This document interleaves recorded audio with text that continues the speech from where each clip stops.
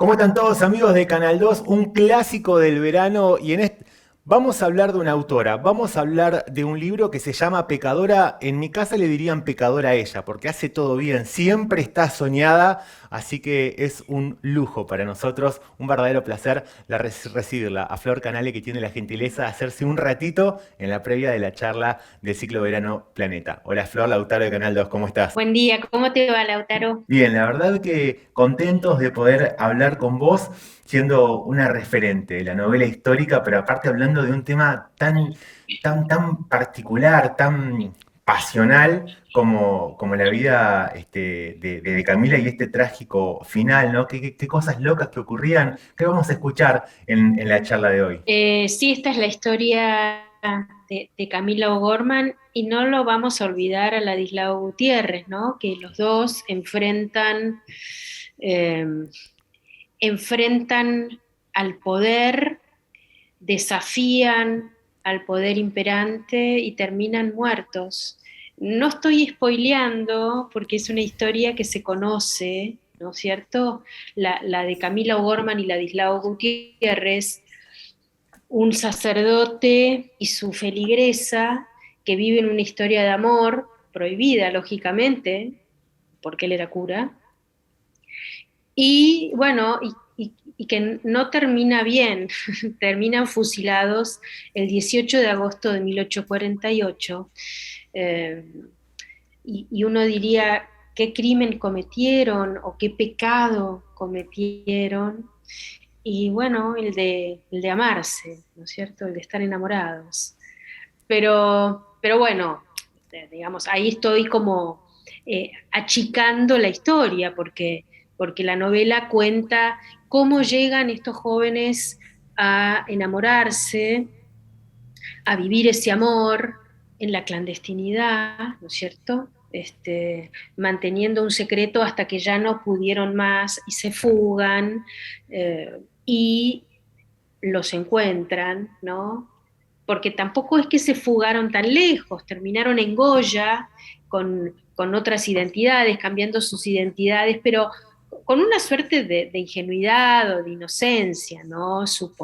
A leguas de Buenos Aires, el aparato del Estado de Juan Manuel de Rosas no los iba a encontrar, este, bastante ingenuos, o nosotros hoy que podemos entender un poquito más, seguramente eh, a partir de, bueno, del psicoanálisis y de tanto más, el inconsciente les jugó una mala pasada o tal vez, no lo sé, ¿no? Porque fugarse tan cerca, pudiendo eh, cruzar a Río de Janeiro y seguir al norte y realmente escaparse, me parece que de algún modo eh, fue un fallido, como diríamos hoy, y bueno, por supuesto los encontraron, los delataron, el famoso delator, que también era un sacerdote, um, y también de origen irlandés, ¿no es cierto? Como Camila, porque los abuelos de Camila, el abuelo de Camila, ella era O'Gorman, ¿no es cierto? Su abuelo era irlandés, había sido irlandés. O sea, era crónica de un final anunciado, diríamos, pero bueno, un final trágico, ¿no es cierto? Esta es una tragedia, es la tragedia del siglo XIX y yo no sé si decir de la historia argentina, yo no conozco otro caso que hubiera sido y que más hubiera tenido semejante difusión y que se hubiera transformado además en un, en un botín de guerra entre los partidos políticos, entre el gobierno y la oposición, ¿no es cierto? Ahora, Flor, en esto que decís vos, que por qué no escaparse de verdad, en algún momento, me imagino también el trabajo de investigación que se hace, vos manejaste la hipótesis que había como algo de rebeldía, algo de desafiante, decir nos vamos pero no nos vamos tan lejos, ¿fue solo ingenuidad o Bueno, también esa cosa de luchar dijiste en una nota el otro día, de ser políticamente incorrecto para amar de verdad, ¿viste? O sea, ¿habría eso o fueron ingenuos, pensaron que tal vez los iban a proteger y no? Mira, hay muchas aristas en esta situación.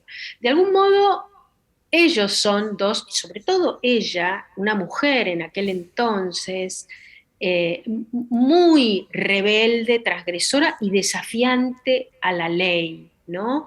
Desafiante para con su padre, para con el gobernador, para con Dios, digamos, ¿no? La ley en todas sus concepciones y acepciones.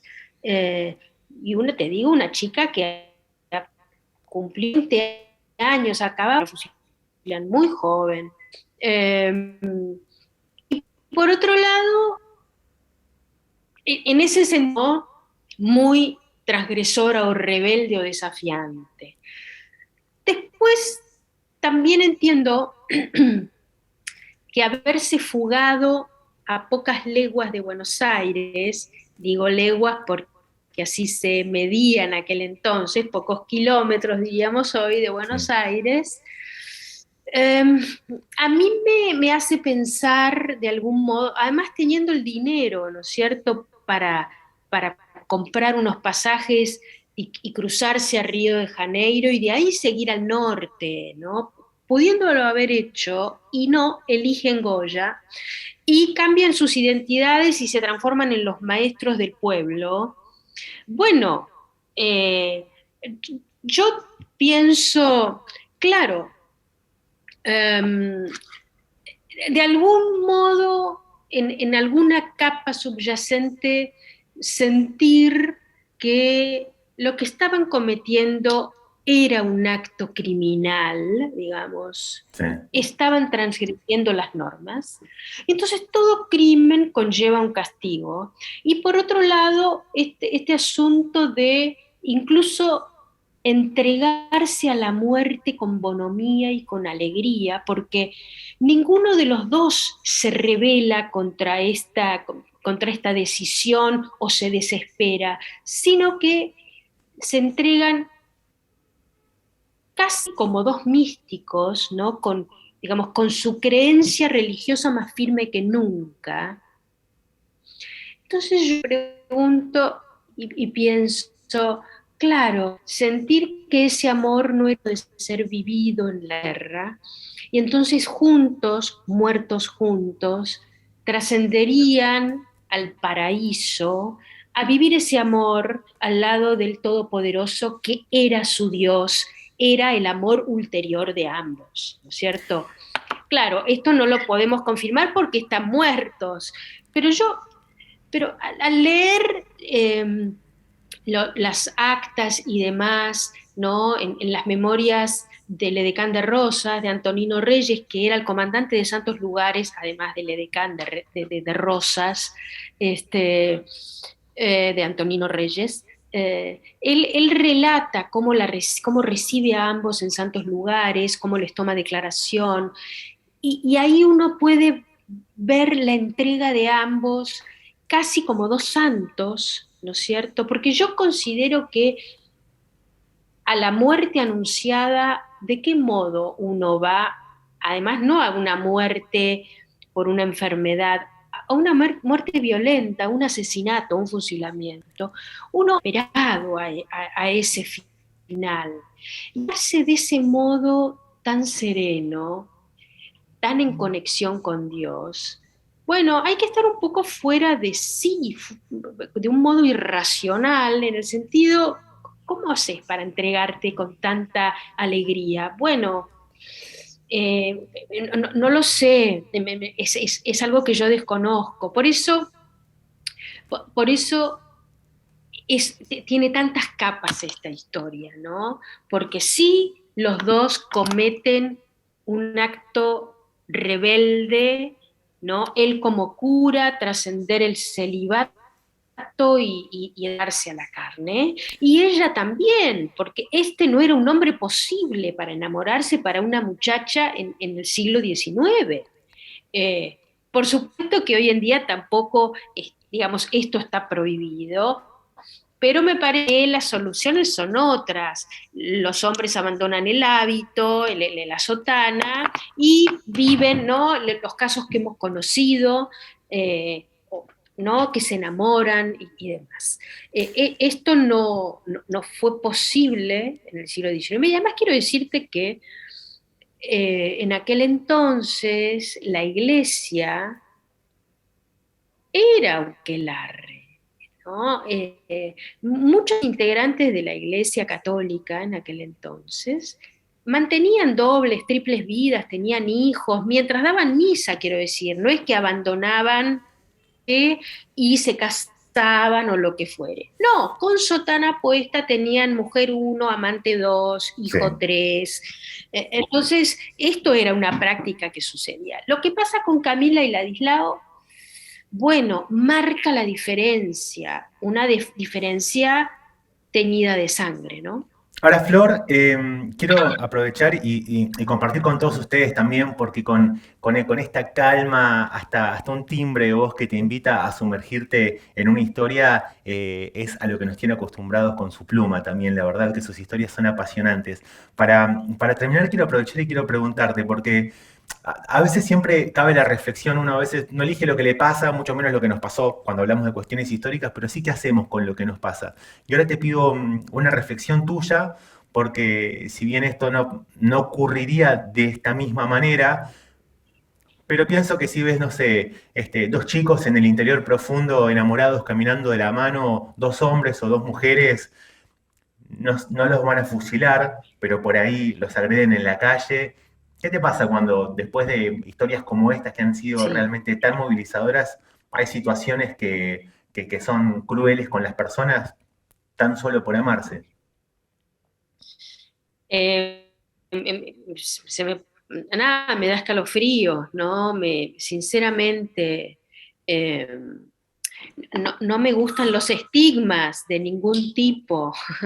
Y esto que estás diciendo es marcar, es la letra escarlata, ¿no? Es marcarlos, señalarlos, estigmatizarlos. Me parece nefasto, me parece nefasto, y me parece que ninguna persona es quien para juzgar lo que otras personas hacen con sus emociones ni con sus sentimientos, mientras no cometan ningún acto de violencia, ¿no? Nada menos violento que amar. Vamos, ¿no? Ofrecer amor a otra persona.